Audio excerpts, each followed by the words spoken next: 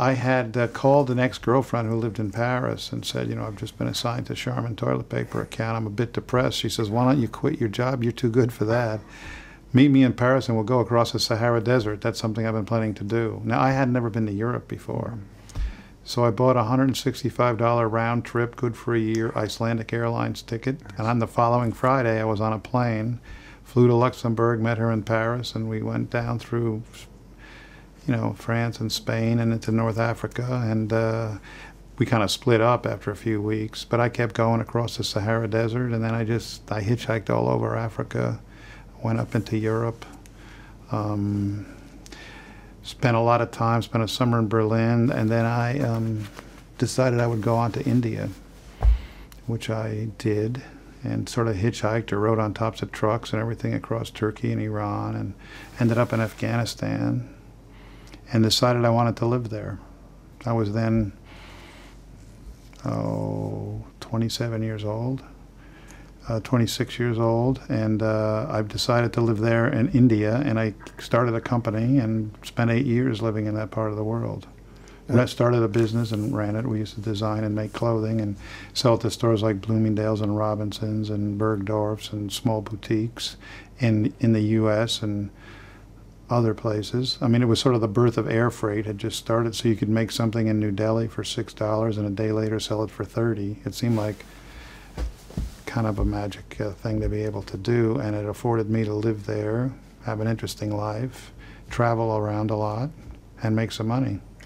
That's an incredible story that most people wouldn't even come close to even telling about part of their life. Did you know before you entered into that enterprise that you were an entrepreneur, that you had that going for you? To be able to start a clothing company in a foreign land especially? Yeah, no, it sounds I mean, I obviously didn't know what I was doing, but I can remember a moment, like a moment of clarity. I was visiting somebody. I had come back after a year of doing that. I had brought some samples with me. I had these thoughts, like I had made some connections. And it was either, do I go back to New York and get another job, or do I give this a go and see if I can raise a little money and get started? And I can remember it was a winter day, being on a diving board on a pool in New Hampshire, and thinking, you know, I closed my eyes. I said, well, maybe it's just jump.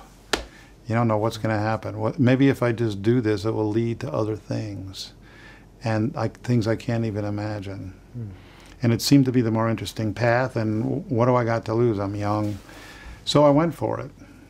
And, you know, that was like a real major break point in my life. I could have had a more traditional career, and it would not nearly have been as interesting as this turned out to be. How long were you there? How long did the business last? 8 years. And we made a lot of money. I mean, I became a millionaire by the time I was 30. And I had a house in Kabul and a house in Delhi and servants and drivers, and we had this major operation, and it was fun and wild. And then there was a coup in Afghanistan of communist military officers, and that led to the invasion of Afghanistan by the Soviets. That was sort of the end of my Afghan business. And then the Indian business, which I sort of doubled down on, was a bigger part of the business in any event. The United States, with Jimmy Carter as president, instituted a clothing embargo or an embargo on any apparel from India and a couple of other countries, because there was a fear about cheap imports, a common theme even today. So basically I was wiped out, and came back, threw in the towel, $500,000 in debt, come back at 34, tail between my legs. And, you know, it was sort of a hard thing to do, because people would always say, well, you know, 8 years you're out living in Afghanistan and India, and we're here working our ass off in New York, but moving our careers ahead. And I now came back, and I feel like I'm a college graduate. You know, I'm just about to get a new job doing something else. I didn't really have any money to start another business. I was really kind of fed up and beat down. So that was another moment, trying to reinvent myself.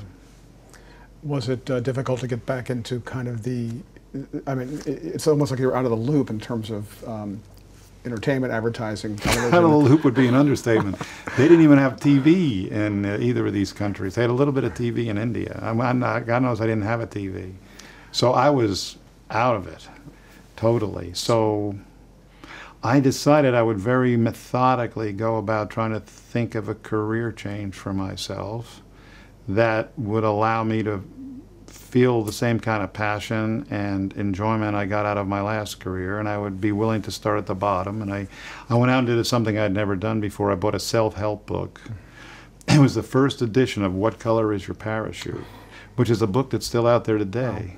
And that book like lit me up because it said, you know, people change careers all times in their life. You can have several chapters in your life. It's a more interesting life. By the way, you build up skills that are transferable to other industries. And you should think of things that you're excited about. And they had a little thing where you could do a self-evaluation.